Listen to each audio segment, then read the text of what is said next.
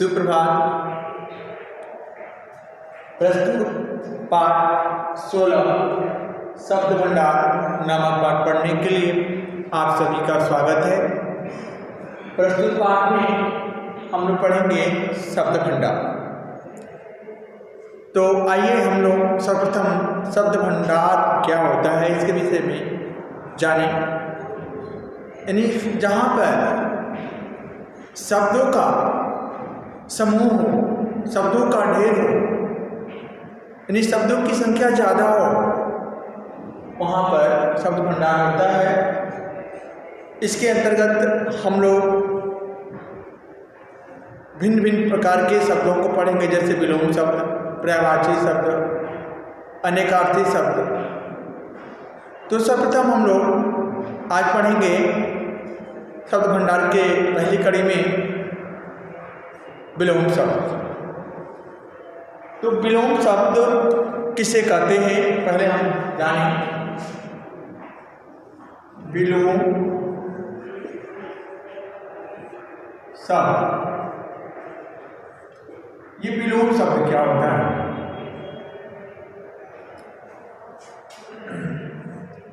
विलोम शब्द यानी इसका मतलब होता है वे शब्द जो विपरीत अर्थ का बोध कराते हैं, उन्हें हम विलोम शब्द या विपरीतार्थक शब्द कहते हैं। यानी विलोम शब्द क्या करते हैं?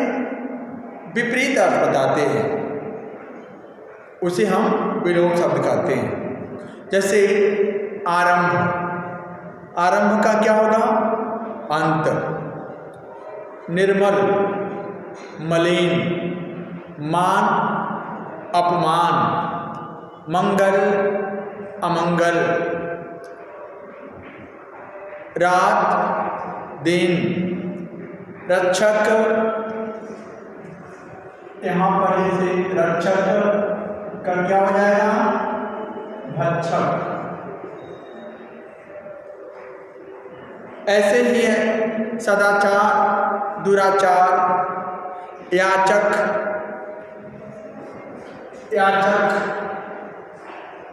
याचक और दाता, मंगल, मंगल का क्या होगा? अमंगल।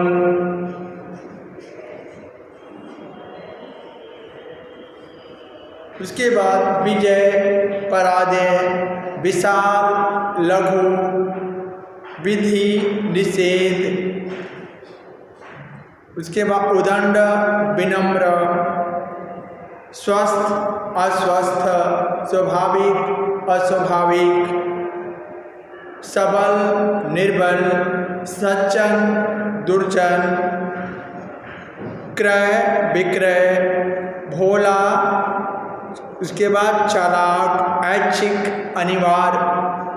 तो ये कुछ जो मैंने आपको बताया ये विलोम शब्द है।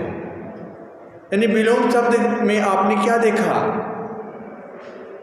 जो शब्द या ऐसे शब्द जो हमेशा अपना विपरीत अर्थ का बोध कराते हैं, उन्हें हम विलोम शब्द कहते हैं। इन सभी उदाहरण जो मैं आपके बीच में बताया, यह सभी उदाहरण विलोम शब्द के अंतर्गत आया है। अब उसके बाद हम लोग पढ़ेंगे पर्यायवाची शब्द। पर्यायवाची शब्द, तो पर्यायवाची शब्द क्या है आइए हम लोग पढ़ें।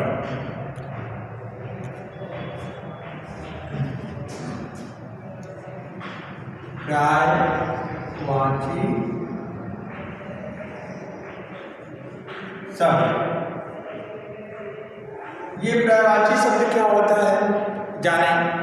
लगभग समान अर्थ वाले शब्दों को पर्यायवाची या समानार्थी शब्द कहते हैं।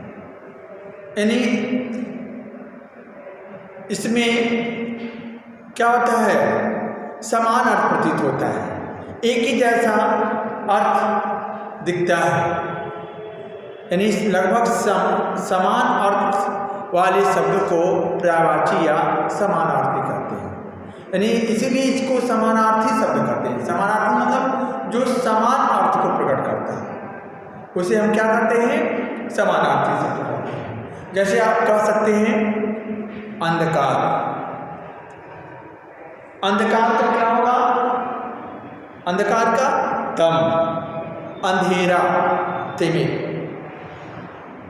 घर, घर का क्या होगा, गृह, धाम, निकेतन। उसके बाद अमृत, अमृत का क्या होगा, सुधा, सोम, अमीय। उसके बाद संसार, विश्व, जगत, दुनिया, लोक। मुसीबत, विपत्ति, आफत, आपदा या विपदा।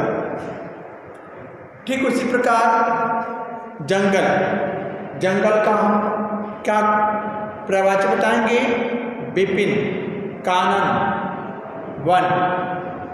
इच्छा का क्या होगा, आकांक्षा, मनोकामना, चाह, चाहत, अभिलाषा। कमल, जलज, पंकज, नीरज, अम्बुज। तन, तन का क्या होगा, तन, शरीर। उसके बाद देह, उसके बाद काया। तन का क्या होगा, शरीर, देह, काया। उसके बाद बादल का, बादल का क्या होगा, बादल, मेघ, घन, मेघ, घन। उसके बाद मेघ, घन। उसके बाद नीरद,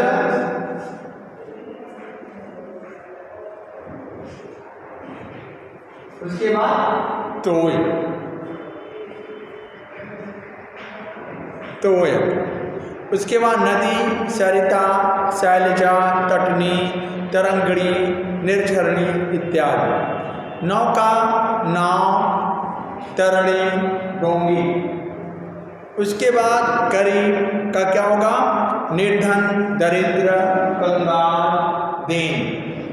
दोस्त का मित्र, सखा, यार, मीत। रास्ता, डगर, मार्ग, राह, पथ।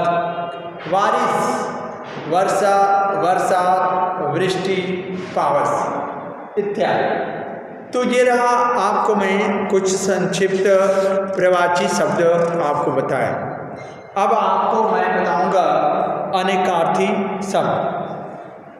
अनेकार्थी शब्द, अनेकार्थी शब्द।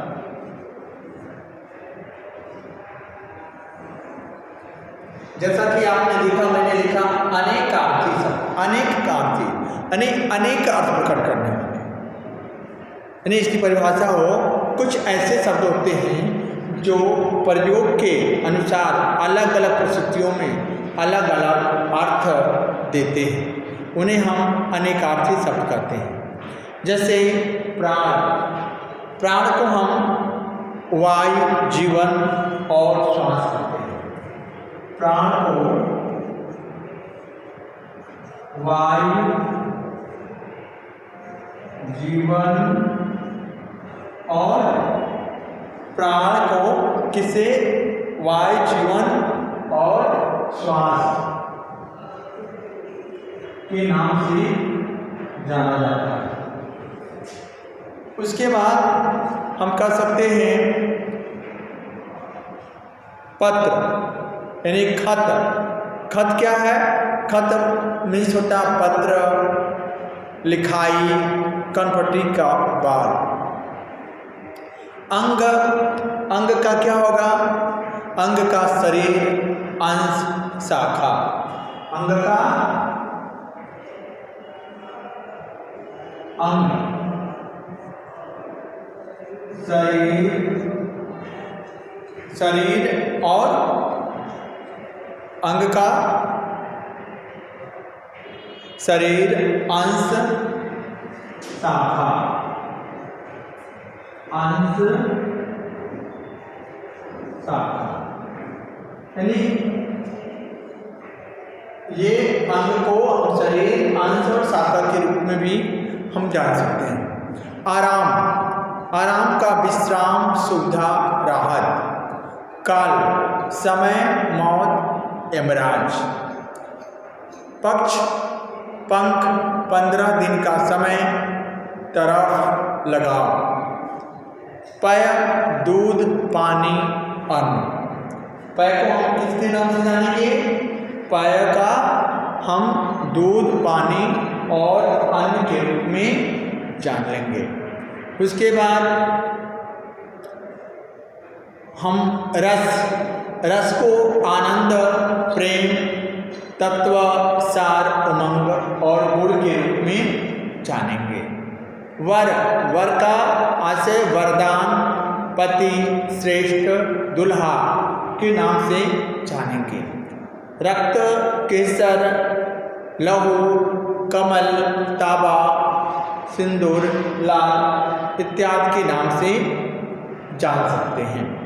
अब हम पढ़ेंगे अनेक शब्दों के लिए एक शब्द। अब इसके बाद हम पढ़ेंगे अनेक शब्दों के लिए एक शब्द। आइए इसके विषय में हम लोग जानें। अनेक शब्दों के लिए एक शब्द क्या है? अनेक शब्दों के लिए एक शब्द। जैसा कि आप जानते हैं, हर व्यक्ति के पास समय का बहुत अभाव है। कभी कभी ऐसा समय हो जाता है कि बहुत कम समय में उस वाक्य को हमें पूरा करना होता है। तो ऐसे समय हम अनेक शब्दों के लिए एक शब्द का प्रयोग करते हैं। उसके माध्यम से हम काफ़ी बातों को कम शब्दों में जान लेते हैं। आइए इसका हम परिभाषा देखें। भाषा को प्रभावशाली बनाने तथा लेखन में संक्षिप्त लाने के लिए अनेक शब्दों या वाक्यांशों की जगह एक शब्द का प्रयोग किया जाता है। जैसे हम कह सकते हैं पत्र को पहुंचाने वाला को हम क्या कहते हैं? डाकिया। आपने देखा पत्र को पहुंचाने वाला ये बड़ा है, इसको संक्षिप्त रूप में लिखने के लिए हम लिख सकते हैं, कह सकते हैं डाकिया। ईश्वर को मानने वाला क्या कहलाता है? आस्तिक। अगला है जिसकी उपमा ना हो, उसको हम क्या कह सकते हैं? जिसकी उपमा ना हो, अनुपम। यानी जिसे देखा ना जा सके, क्या कह सकते हैं? अदृश्य या अगोचर। दोपहर के बाद का समय अपराह्न। जो सहा न जा सके, असहनीय। जो कहा न गया हो, अकथित। जो बहुत कम जानता हो, अल्पज्ञ। उसके बाद जिसकी उपमा न हो, अनुपम। जिसे साप दिया गया हो, शापित। जानने की इच्छा रखने वाला, यानी हम एग्जाम्पल लिखें, जानने की इच्छा रखने वाला।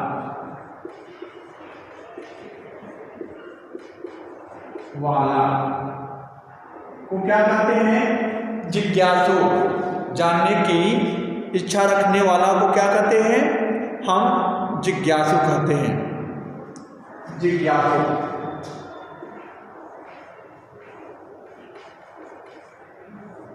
जिज्ञासु आपने देखा इतना बड़ा ये वाक्य है जिसको हम बहुत कम शब्दों में इसको पूरा कर ले। उसके बाद जल में रहने वाला, जल में रहने वाला क्या कहलाता है? जलचर। क्या कहलाता है? जलचर। आपने देखा ये बड़ा ये वाक्य है, इसको संक्षिप्त में हमें लिखना है तो हम बहुत कम शब्दों में इसे आसानी से लिख लिए।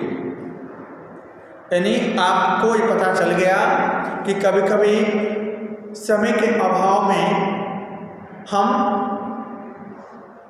बड़े वाक्य को नहीं लिख पाते हैं, तो ऐसी जगह हम क्या करते हैं? अनेक शब्दों के लिए एक शब्द का प्रयोग करते हैं, जिसके माध्यम से हम आसानी से उसे जान लेते हैं। जैसे हम इसको न लिख पाए तो हम लिख सकते हैं जलचर। जलचर का मतलब होता है जल में रहने वाला। उसी तरह जिज्ञासु, जानने की इच्छा रखने वाला। जैसे कह सकते हैं कि बच्चे बहुत जिज्ञासु, आप बहुत जिज्ञासु, आप जानने की इच्छा रखते हो, इत्यादि। उसके बाद धर्म को जानने वाला क्या होगा? धर्मज्ञ। उसके बाद प्रतिदिन होने वाला, जैसे प्रतिदिन होने वाला तो क्या कह सकते हैं? हम दैनिक कह सकते हैं। माह में एक बार होने वाला, माह में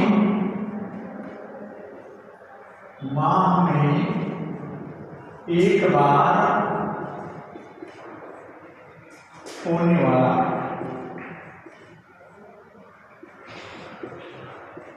क्या कहलाता है? मासिक।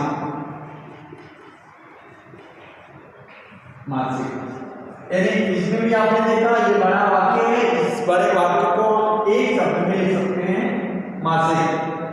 तो हम कह सकते हैं ये माह में एक बार होने वाला कार्य है। उसके बाद जो किसी का पक्ष न ले, निष्पक्ष। जो जिसके माता पिता न हो, अनाथ। जिसका जन्म पीछे हुआ हो, अनुज। जो कानून के विरुद्ध हो, अवैध। पूरे जीवन में आजीवन। जो अंदर से खाली हो, खोखला। गांव से संबंधित, ग्रामीण। पृथ्वी के चारों ओर की हवा को हम क्या कर सकते हैं? वातावरण कह सकते हैं। तो ये रहा आपका अनेक शब्दों के लिए एक शब्द। अब हम आपको बताएंगे श्रुति सम भिन्नार्थक शब्द। श्रुति सम भिन्नार्थक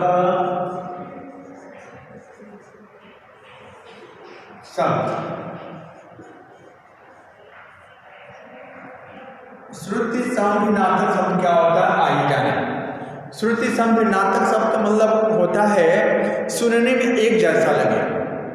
कुछ शब्द ऐसे होते हैं जो सुनने में एक जैसा लगे, लेकिन किंतु अर्थ व प्रयोग से दृष्टि से इन शब्दों में भिन्नता होती है, इसलिए हम इसे श्रुति सम भिन्नार्थक शब्द कहते हैं। फिर एक बार देखें, ऐसे शब्द जो सुनने में एक जैसा लगे, लेकिन उसके अर्थ और प्रयोग की दृष्टि से इन शब्दों में क्या होती है? भिन्नता होती है। जैसे हम कह सकते हैं कंगाल और कंकाल। कंगाल और कंकाल। कंगाल मतलब होता है गरीब और कंकाल में से होता है हड्डियों का ढांचा। उसके बाद हम कह सकते हैं अपेक्षा, उपेक्षा। अपेक्षा और उपेक्षा, ये ध्यान दीजिएगा। अपेक्षा और उपेक्षा। अपेक्षा और उपेक्षा जो दिया है वह दोनों में अंतर है। अपेक्षा मीन्स आशा, उपेक्षा मीन्स तिरस्कार। देखिए अपेक्षा, हम आपसे अपेक्षा करते हैं, आशा करते हैं, उम्मीद करते हैं। उपेक्षा यानी तिरस्कार कर देते हैं, यानी सुनने में एक जैसा है लेकिन अर्थ बिल्कुल अलग है। उसके बाद अपकार, उपकार। अपकार मीन्स क्या होता है? अहित। उपकार मीन्स भलाई। अमूल, अमूल, अमूल, अमूल और अमूल्य।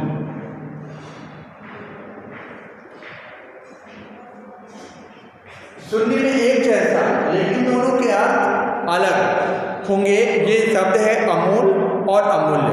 अमूल मीन्स होता है बिना जड़ का, अमूल मीन्स बिना जड़ का,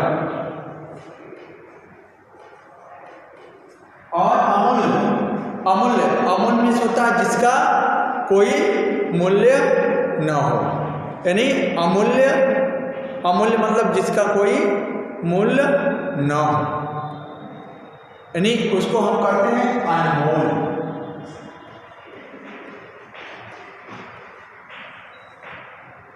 ये रहा।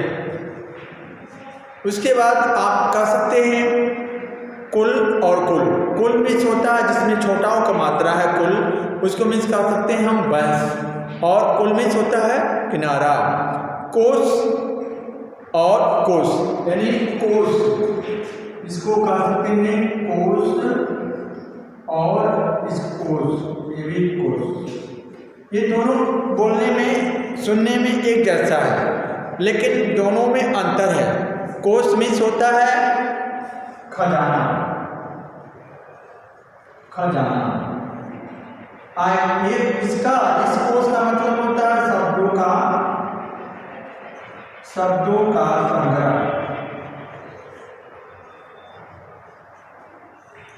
शब्दों का संग्रह। तो आपने देखा शुद्ध शब्द भिन्नार्थक यानी सुनने में एक जैसा है लेकिन वो उसके अर्थ अलग है। चरण और चारण। चरण मीन्स होता है पैर और चारण मीन्स होता है भाट। उसके बाद और देखें अदृश्य, अदृष्ट। अदृश्य मतलब जो दिखाई ना दे और अदृष्ट मीन्स होता है भाग। उसके बाद अभिराम और अभिराम। अभिराम मीन्स होता है सुंदर और अभिराम मीन्स होता है लगातार। कर और करी। कर, कर मीन्स होता है हाथ और कर मीन्स होता है हाथी। अगला है चयन और चमन। चयन मीन्स होता है चुनाव और चमन मीन्स होता है बाग। अगला है द्रव और द्रव्य। द्रव मीन्स होता है तरल पदार्थ और द्रव्य मीन्स होता है पदार्थ जो या धन्य। अगला होता है नियत या नियति। नियत मीन्स होता है तय और नियत मीन्स होता है भाग्य। तो ये रहा आपको जो मैंने कुछ समभिन्नार्थक शब्द बताया, श्रुति समभिन्नार्थक शब्द बताया। उसके बाद मैं अब आपको बताऊंगा शब्द युग्म। शब्द युग्म, आइए देखते हैं शब्द युग्म क्या होता है। यानी युग्म मीन्स क्या होता है आप जानते हैं। युग्म मीन्स होता है जोड़ा। युग्म मीन्स जोड़ा। शब्द युग्म ये होगा शब्द युग्म। शब्दों का युग्म यानी शब्दों का जहाँ जोड़ा को हम शब्द युग्म करते हैं। जैसे इसकी परिभाषा है वे शब्द जो किसी अन्य शब्दों के साथ, वे शब्द जो किसी अन्य शब्दों के साथ जुड़कर वाक्य में युग्म के रूप में प्रयुक्त होते हैं उसे हम युग्मवाचक शब्द कहते हैं तथा इनके युग्म को शब्द युग्म कहते हैं। फिर बार देखें, वे शब्द जो किसी अन्य शब्दों के साथ जुड़कर वाक्य में युग्म के रूप में प्रयुक्त होते हैं, युग्म वाचक शब्द कहलाते हैं तथा इनके युग्म को शब्द युग्म कहते हैं। ये कई प्रकार के होते हैं जो विपरीत अर्थ देने वाले होते हैं। विपरीत अर्थ देने वाले, विपरीत अर्थ देने वाले शब्द जो विपरीत अर्थ देते हैं, विपरीत अर्थ देते हैं, विपरीत अर्थ देते हैं, अर्थ देने वाले शब्द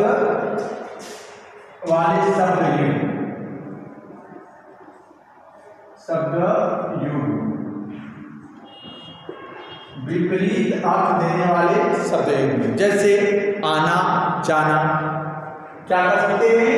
आना जाना। आप कह सकते हो क्या आप आना जाना लगाए हो। उसके बाद लाभ हानि, सुख दुख, खोना पाना, इधर उधर, हार जीत इत्यादि। उसके बाद मिलते जुलते अर्थ वाले शब्द में, यानी मिलते जुलते, मिलते जुलते अर्थ वाले शब्द में,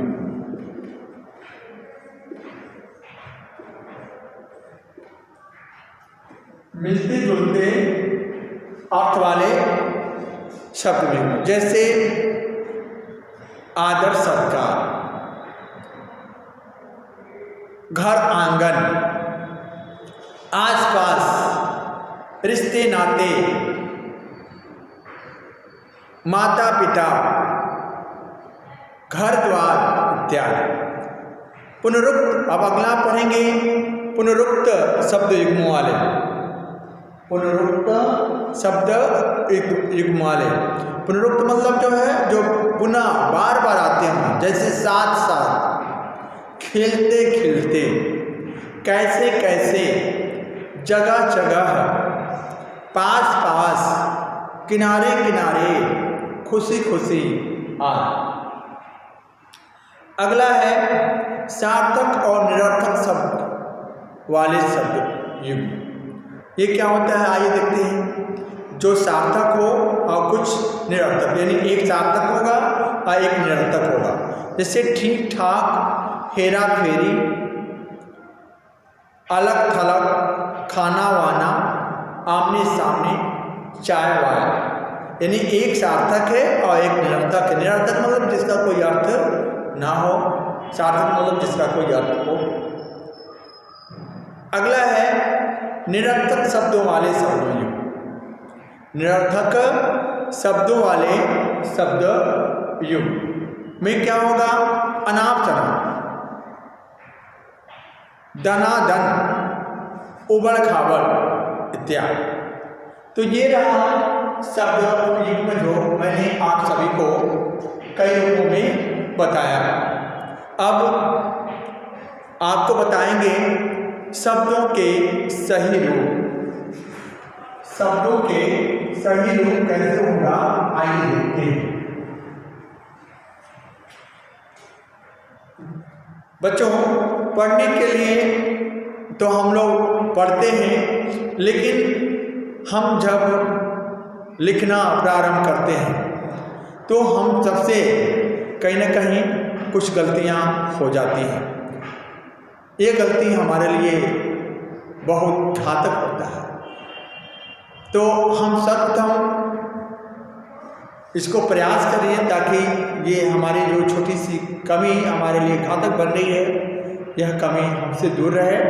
इसलिए हम सबको शब्दों के सही रूप को जानना जरूरी होता है। आइए ऐसे कुछ अशुद्ध शब्द हैं और उसको शुद्ध कैसे लिखा जाता है जानते हैं। जैसे अकार और कार, ये कभी कभी हम लोग ये ध्यान देते हैं अकार, जबकि ये अशुद्ध है और ये क्या होगा आकार। इसका ये शुद्ध रूप होता है। क्या होता है? शुद्ध रूप। जैसे कभी कभी हम सुनते हैं परलय, तो परलय नहीं इसको पढ़ते हैं, ये अशुद्ध है, ये अशुद्ध शब्द है, अशुद्ध, और ये है शुद्ध। ये शुद्ध शब्द है, अशुद्ध शब्द, ये शुद्ध शब्द। प्रलय, प्रलय को क्या लिखेंगे? प्रलय, ऐसे लिखते हैं, प्रलय को ऐसे लिखेंगे। उसके बाद हम और इसके एग्जाम्पल को देखेंगे। जैसे कभी कभी कहते हैं कारण, कारण, कारण नहीं पढ़ते हैं, इसको क्या कहते हैं? कारण। उसके बाद अगला है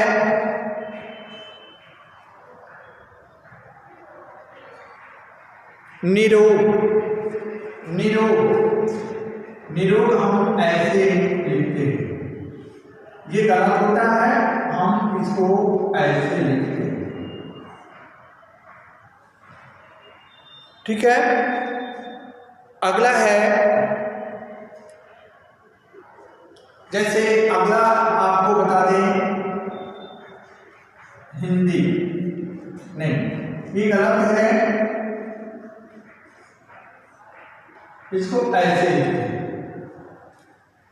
उसके बाद आप देखेंगे मिठाई,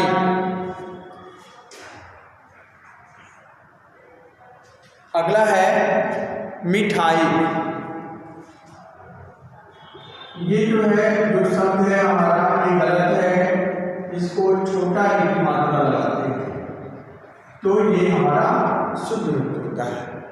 तो बच्चों ये कुछ उदाहरण मैंने आपके बीच में प्रस्तुत किया, जो ये अशुद्ध रहा, ये शुद्ध रहा। तो ऐसे कमियों को हम सबको दूर रखना चाहिए। आज ये कब होगा? जब हम इस पर विशेष ध्यान देंगे, तब ये कमी हम लोग के बीच से दूर होगा। तो इस तरह की गलती ना हम करें, ऐसा प्रयास करें जब भी हम कुछ लिखें तो सही लिखें, सही समझें, तभी जाकर के हम अच्छा जानकारी प्राप्त कर सकते हैं। तो बच्चों ये रहा कुछ संक्षिप्त जानकारी जो मैंने आपको शब्द भंडार के रूप में आपको बताया।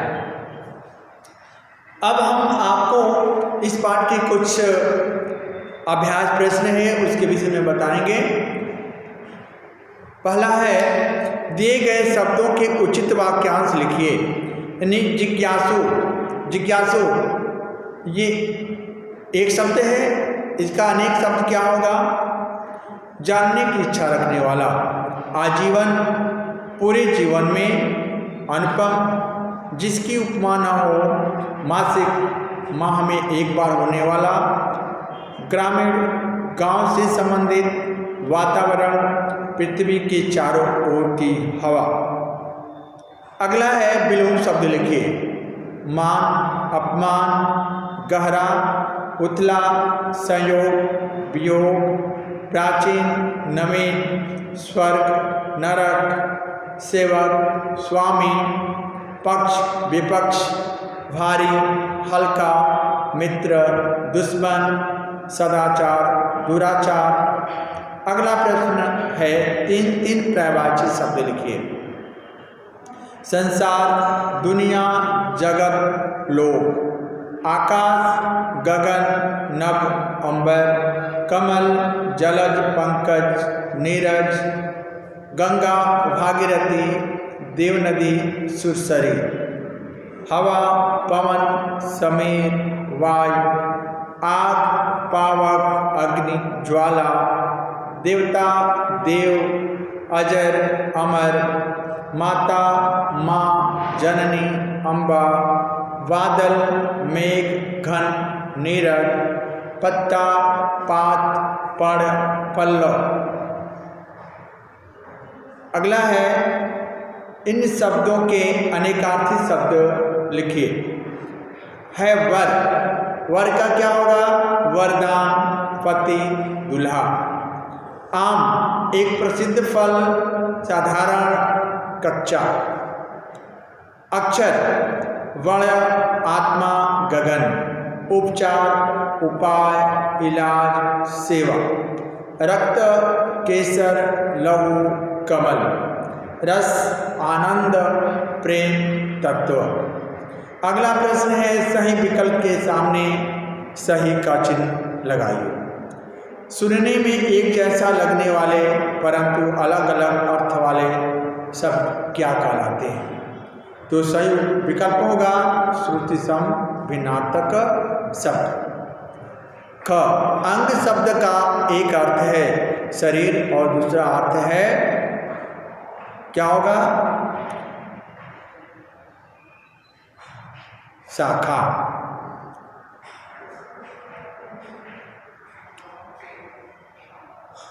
अगला प्रश्न है नीचे दिए गए शब्दों में दोस्त शब्द का प्रवाची नहीं है, तो विकल्प दूसरा सारथी सही होगा। अगला है जो बहुत कम जानता हो वाक्यांश के लिए एक शब्द होगा, तीसरा अल्पज्ञ।